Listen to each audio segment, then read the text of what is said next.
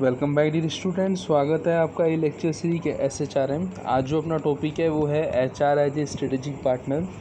HR as a strategic partner एक different topic है। क्यों डिफरेंट टॉपिक है? जो हमने बहुत सारी चीज़ें SHRM के अंदर पढ़ी हैं कि हम स्ट्रेटजी इस तरीके से बनाएंगे कि ह्यूमन रिसोर्स का मैनेजमेंट अच्छे से हो, हम प्रोएक्टिवली हम इस तरीके से एम्प्लॉय को हायर करेंगे कि एम्प्लॉय की जो कैपेबिलिटी हो, जो प्रेजेंट स्किल्स हो, जो हमारी फ्यूचर की रिक्वायरमेंट हैं उसके अकॉर्डिंग हो।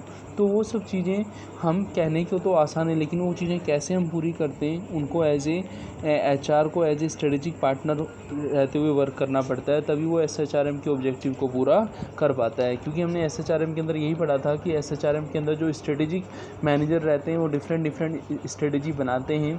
किस पर्पज़ से? कि जो ह्यूमन रिसोर्स की जो नीड्स है, जो फ्यूचर की ह्यूमन रिसोर्स की नीड्स है, उसको पूरा किया जा सके। तो यहाँ पे हम देख रहे हैं The new economic paradigm is characterized by speed, innovation, quality, and customer satisfaction. The essence of competitive advantage has been shifted from tangible assets to intangible ones. Focus is now on human capital and its effective alignment with the overall strategy of the organization.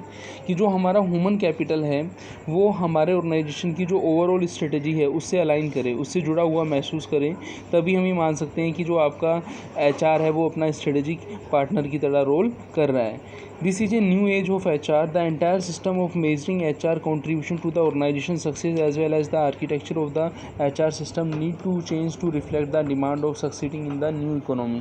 कि आने वाले time में जो requirement रहेंगी, जो ज़रूरतें रहेंगी, जिस तरीके की स्किल्स रिक्वायर होगी, जो न्यू इकोनॉमी होगी, उसकी डिमांड को पूरा ये तभी कर सकते हैं जब HR एक स्ट्रेटेजिक पार्टनर होते हुए वर्क करे।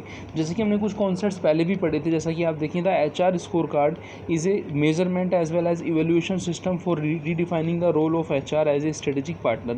कि जो आपने HR स्कोर कार्ड का जो आपने कॉन्सेप्ट पढ़ा था, याद हो आपको, बैलेंस स्कोर कार्ड करके था, ठीक है ना, जिसको किसने डेवलप किया था?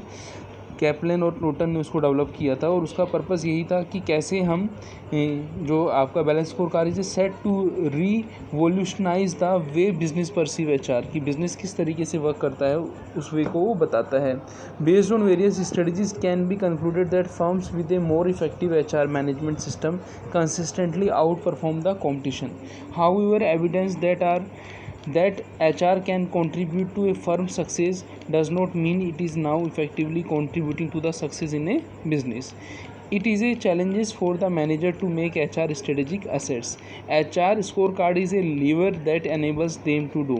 तो कहने का मतलब ये हुआ कि जो हमने बैलेंस स्कोर कार्ड या HR स्कोर कार्ड की हमने बात की, वो एक तरीके से बेसिस है जो हमें हेल्प करता है। वो किस में हेल्प करता है? कि जो भी डिमांड होंगी फ्यूचर के अंदर HR मैनेजर्स को वो चीज़ें पहले से ही क्या करनी पड़ेंगी, उस तरीके का फ्रेमवर्क बनाना पड़ेगा जो HR मैनेजर की हेल्प करेगा किसके अंदर, जो फ्यूचर की डिमांड है उनको पूरा करने के लिए। जैसे हमने यहाँ पे देखा था कि जो टेंजिबल से इंटेंजिबल की जो बात थी उसको भी हम यहाँ पे एक्सप्लेन करेंगे, ठीक है ना। जैसे यहाँ पे लिखा हुआ है, it is a difficult that has been prime reason why HR manager tend to avoid dealing with the intangible assets as so far as possible.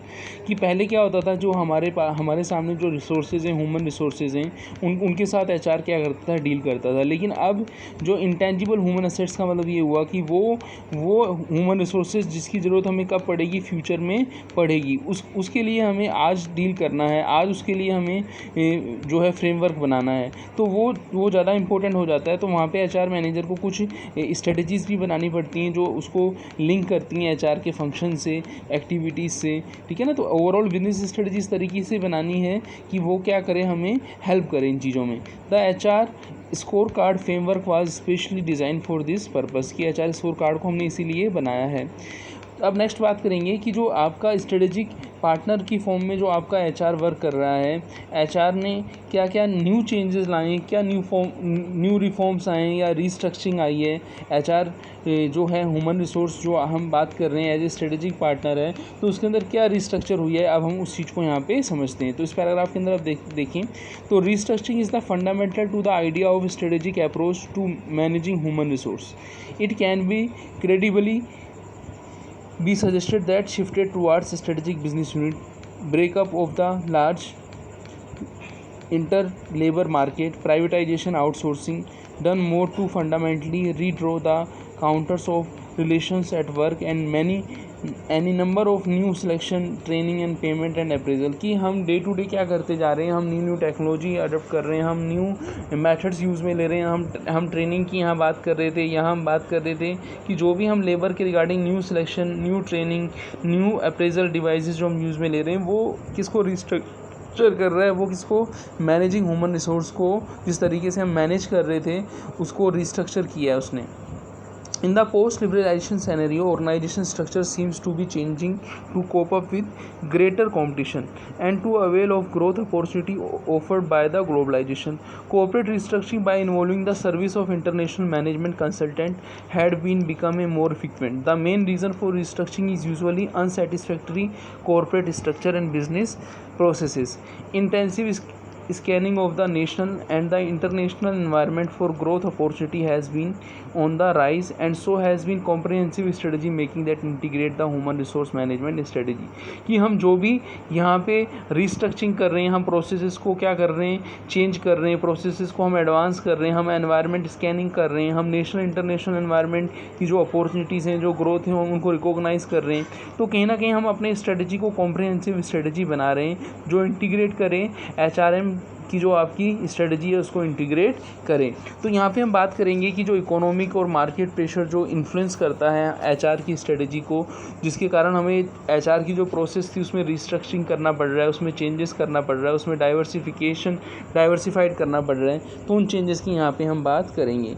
तो आप देखें डुकान ग्रुप ने एक एग्जांपल दिया है यहाँ पे टाटा कंसल्टेंसी सर्विस और विप्रो इन्फोटेक का, ठीक है ना। जो इनका बिजनेस था वो क्या था, in the business of executing project resorted into matrix structure in which staff were grouped both by area of core competency and principal market for industry serve. कि ये जो हम एग्जांपल ले रहे हैं, जैसे टाटा के अंदर मैट्रिक्स स्ट्रक्चर की हम बात करेंगे, हम आने वाले जब आप देखेंगे बिजनेस की स्ट्रक्चर होती हैं, ऑर्गेनाइजेशन स्ट्रक्चर होती है, तो एडवांस स्ट्रक्चर होती है, वहाँ पे नेटवर्क स्ट्रक्चर होती है, वहाँ मैट्रिक्स स्ट्रक्चर होती है, वहाँ डिविजनल स्ट्रक्चर होती है। तो वो डिफरेंट स्ट्रक्चर्स जो हम अडोप्ट कर रहे थे उनमें अब क्या कुछ चेंजेस आने लगे हैं। अब वो स्ट्रक्चर भी थोड़ी क्या हो गई है, रीस्ट्रक्चर हो गई है। तो वो रीस्ट्रक्चर की हम यहाँ पे फोकस करेंगे कि ऐसे कौन कौन से ऑर्गेनाइजेशन है जिन्होंने रीस्ट्रक्चर किया है। तो जहाँ पे जैसे डुकान ग्रुप का मैंने एग्जांपल लिया था, regroup their varied product line spread over diverse companies into a synergetic product cluster for sharper focus on Godrej, है ना। तो यहाँ पे आपने देखा कि जो आपका डुकान ग्रुप है, ठीक है ना, उसने क्या किया था, उसने सिनर्जेटिक प्रोडक्ट क्लस्टर का मतलब ये हुआ कि उन्होंने क्या किया था, कुछ थोड़े से इनपुट के बेस पर जो आउटपुट था उनका मैक्सिमम था। सिनर्जी का मतलब है जैसे एक और एक क्या होते हैं आपके काउंटिंग में 2 होते हैं, 1 और 1 2 होते हैं, लेकिन हम एक और एक को हम 11 भी बोलते हैं, एक और एक 11 भी बोलते हैं। तो यहाँ पे हम बात कर रहे हैं कि जो हम इनपुट्स इस तरीके से कर रहे हैं कि जो आउटपुट एक्सपेक्ट करते थे उससे ज़्यादा आउटपुट हो रहा है। तो कहने का मतलब ये हुआ कि जब हम रिस्ट्रक्चरिंग कर रहे हैं, जब हम एज ए स्ट्रेटेजिक कंसल्ट पढ़ रहे हैं, स्ट्रेटेजिक पार्टनर पढ़ रहे हैं, तो कहीं ना कहीं वो हमें क्या कर रहा है, ऑर्गेनाइजेशन को बेनिफिट दे रहा है। अब और बेनिफिट की यहाँ पे हम बात करते हैं। Most of large organisation like Tata group of companies, Aditya Birla group undertook restructuring programme with the help of foreign consultant. कि ये जो ग्रुप हैं, जैसे आदित्य बिरला ग्रुप है, इन्होंने भी क्या किया, अपनी जो प्रोसेसेस हैं उनमें क्या किया, रीस्ट्रक्चर किया। किसकी हेल्प से की है, फॉरेन कंसल्टेंट की हेल्प से की है। अब हम रिस्ट्रक्चरिंग कर क्यों रहे हैं, इसकी हम बात करें।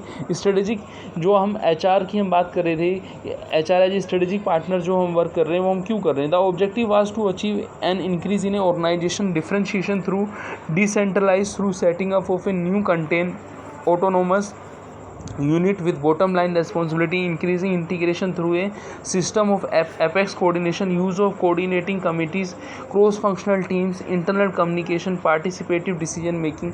तो इन सब के कारण हम क्या कर रहे हैं, ये सब वर्क कर रहे हैं। SHRM system work characterized by increasing emphasis on professionalism, skill development, incentive, accountability, flexibility, openness and right sizing। तो इन सब चीज़ों को हमने यहाँ पे पढ़ा कि जो आपका HR as a strategic partner है वो एक इम्पोर्टेंट रोल हमें हेल्प करता है। हम बैलेंस स्कोर कार्ड की हेल्प से, हम स्ट्रेटजीज़ में रीइंजीनियरिंग की हेल्प से, हम रीस्ट्रक्चर की हेल्प से हम कैसे उन बेनिफिट्स को ले सकते हैं। बड़े बड़े ऑर्गेनाइजेशन जैसे आदित्य बिरला ग्रुप है, इसके अलावा हमने अभी एग्जांपल लिया था किसका, विप्रो का एग्जांपल लिया था, टाटा का एग्जांपल लिया। तो इन्होंने भी एचआर को एज ए स्ट्रेटेजिक बिजनेस, जो आपका स्ट्रेटेजिक पार्टनर, उन्होंने क्या किया है, वर्क किया है। तो कहीं ना कहीं उन्हें क्या कर रहा है, फ्रूटफुल हो रहा है, उसका उनको बेनिफिट मिल रहा है। तो यदि हम एचआर को एज ए स्ट्रेटेजिक पार्टनर पढ़ते हैं तो इन सब चीज़ों को हमें डिटेल में समझना होगा। ये जो बैलेंस स्कोर कार्ड है ये आपने पहले भी पढ़ा है, उन चीज़ों को यहाँ पे आप एक्सप्लेन कर सकते हैं। तो मिलते हैं नेक्स्ट वीडियो में। थैंक्स।